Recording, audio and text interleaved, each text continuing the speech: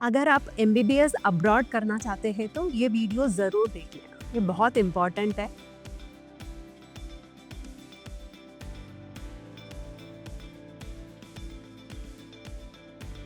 हर साल 1000 बच्चा जाते हैं लेकिन रिग्रेट करते हैं बाद में क्योंकि प्रॉपर एनएमसी गाइडलाइंस फॉलो नहीं कर रहा होगा वो कंट्री। इसमें हम बहुत सिंपल तरीके से बताते हैं जो इम्पोर्टेंट 8 पॉइंट्स आपका एनएमसी गाइडलाइंस देखने के लिए ज़रूरत है।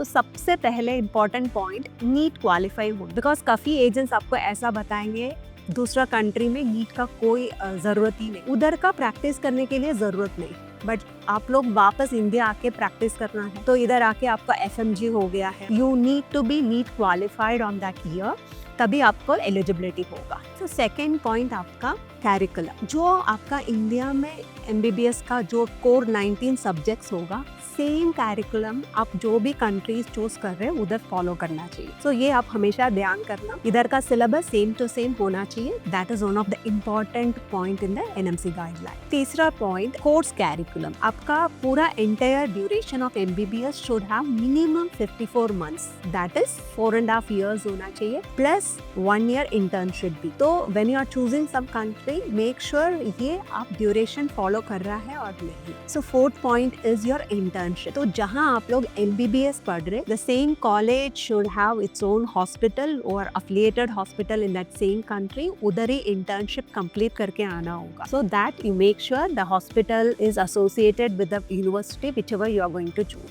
सो fifth point is no transfer is allowed, that is you have joined in some university in a country, आपको उधर ही पूरा का पूरा कोर्स कंप्लीट करना होगा, you can't transfer in middle of the course. And the sixth point is the entire duration of the course need to be in English medium, because initially it was bilingual program. There are some countries encouraging आपका 3 years in another language and 3 years they used to teach in English.